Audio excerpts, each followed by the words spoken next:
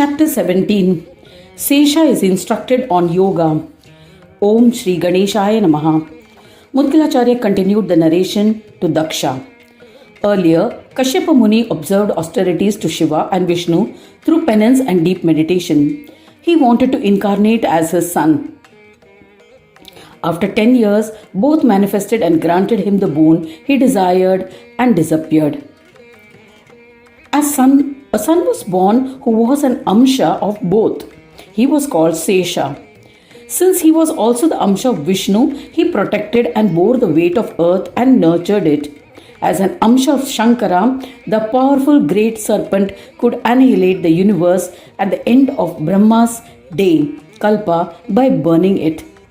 He became well known as a Purusha with 1,000 heads. He was immortal, eternal, and responsible for bringing an end to the world.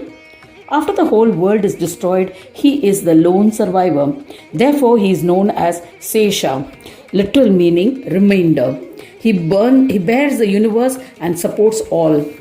When the soul of Hari and Hara were born as Seshnag, Brahmadeva went to his abode and coronated him.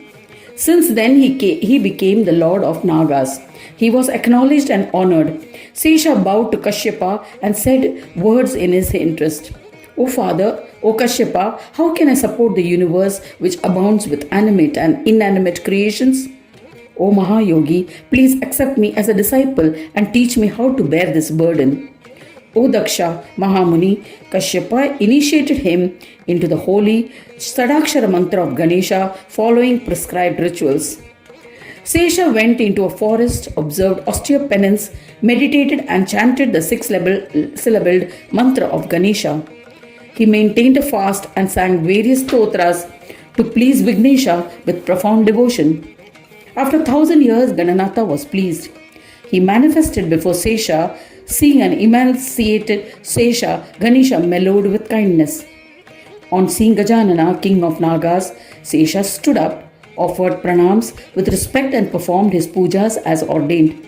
Filled with joy, Gananatha then said, "Ask for a boon that you desire. I am pleased with your penance and shall grant your wishes." Extremely happy, Sesha offered pranams and asked for a boon. "O Lord, please grant me the strength to bear the universe. I bow to you. Grant me steadfast devotion that is both joy-giving and liberating. Grant that I be the Lord of directions and bestow immortality on me. Grant that my glory spreads far and wide." Gajanana said, "Tathastu," and disappeared. O Daksha, Sesha too returned to his abode. Since then, Sesha has been called Dharadhara, earth bearer. He has acknowledged and conferred the position of Dikpal or guardian of directions. Thereafter, he attained yogic powers. Sesha was acclaimed in Brahmanda as the one capable of assuming various forms using the powers of Maya. After the passage of many years, Sesha was terrified of Hiranyakashipu, who also had a boon from Brahma and realized that worldly prosperity was destructible. Sesha sought the path of acquiring knowledge. He practiced self-control and restraint of the senses. He engaged in intense tapas and attained stability in yoga bhumis. He commenced meditation. He progressed on the path of yoga and attained samaswananda, Brahma. With the powers attained by the practice of yoga, he experienced bliss and stabilized in that state. In that state, he thought that Vishnu was the supreme primordial principle, and hence, in order to propitiate Vishnu, he followed the path of Vaishnavism. He worshipped and extolled Keshava with devotion. Narayana was pleased and manifested to grant boons. Sesha asked, "O Keshava, please manifest and grant me your darshan daily. So, O Janardana, please rest on my physical body." Vishnu granted his boon and said Tathastu and resided on his body. He is referred to as Seshasai Narayana. Seshasai Vishnu reclines on the serpent bed of Sesha in an ocean. Nara means the one who lives in water. Ayana is a place of refuge. So Vishnu is referred to as Narayana. The king of Nagas, Sesha, was overjoyed. However, on the path of yoga, he experienced Maya and Moha and realized the nature of duality in Samabrahma, Vishnu. dualities such as happy, unhappy, friend, foe, love and hatred, etc. So he lost peace that he had attained. Sesha remained engrossed on the path of yoga for a long time in order to attain the supreme Brahma. He finally attained Sahaja Brahma. In that meditative state, he learned about the path of Shaivism, which is devoid of moha. He worshipped Sadashiva, extolled him, and acquired peace. Shankara was pleased with him and manifested before him to grant a boon. He bowed to him and performed his puja. He extolled Shiva with Shaiva stotras. Sesha asked for steadfast devotion, and in order to be able to get his darshan always, he expressed his desire for his eternal darshan. Shankara said Tathastu and placed Sesha in the deadlocks on his head. Sesha, the one who desired his darshan forever, felt blessed. Since then, Sesha endured on the path of Shaivism. With faith and devotion, he served Shankara, whose flag had the symbol of a bull. He continued to practice the path of yoga. He attained the Sahaja Brahma state, which was devoid of infatuations, yet he was disturbed. Sesha comprehended that Shankara was not the supreme Brahma, the primordial principle. He prayed to Shankara to impart the knowledge which bestows yogic peace.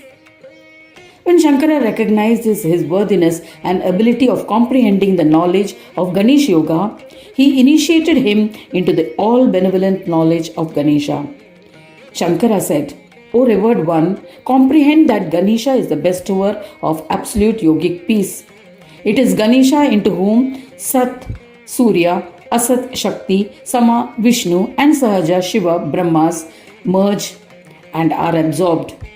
O illustrious one, this Samyoga form is known as Swasamvedya Brahma, self-realized one or intelligible only to oneself, who is the bestower of peace.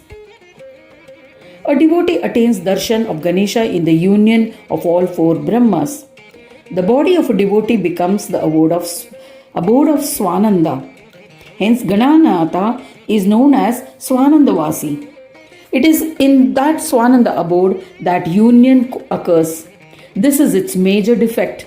So, yogis do not refer to it as the absolute peace bestowing one. Gananatha also unites with other Brahmas. So, he too feels their happiness and unhappiness as his own. Hence, peace is destroyed. Through yoga, Swasamvedya state is attained. In the Swasamvedya state achieved by yoga, complete darshan of Ganaraja does not occur as he is not distinct. A devotee becomes undifferentiated and a jiva attains nivritti state, detachment from worldly affairs, from all activities. The peace that is attained in this state is not absolute. This is believed by the intellectual ones. The physical body, mind and soul are not distinct. They are united, so they are not realized as a separate. When one is unconscious, he is unaware of the external environment. Peace attained in the state is not the desired absolute peace. In the state of samadhi, a similar experience occurs. When the distinction between jnata, jnana and jnaya is lost in samadhi, peace is attained. The dualities of happiness, unhappiness, etc. exist, but a yogi is not aware of it. Ayoga has defects. The four Brahmas are separate in Ayoga. In that state, Gananayaka is always devoid of Maya. Since the four Brahmas are distinct, one does not experience Gananayaka. When he assumes a form using Maya, a commoner can visualize him. The realization of Gananayaka in Samyoga and Ayoga forms is peace bestowing. This peace is the real peace. This has been elucidated by Vedas. Samyoga is symbolized by the syllable Ga and Ayoga is symbolized by the syllable Na. Vedas expound that the Lord of both, that is Isha of both, is Ganesha. Ga plus Na plus Isha is Ganesha. The Chitta has 5 tendencies and is the bearer of Buddhi. The infatuation of the 5 tendencies of Chitta is Siddhi. This is accepted by the wise ones. Dear Lord Ganesha, who enlightens the Chitta, is Chintamani. He can be attained by yogic practices and bestows peace. Worship and sing bhajans of that Chintamani, O great Naga, and you will attain peace. Otherwise, one does not attain peace even after penance for millions of years. Saying this, Shankara maintained silence. Sesha offered pranams to him and went to a forest to observe austerities.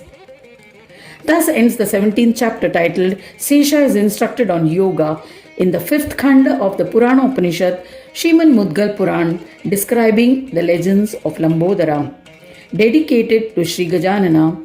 End of chapter 17.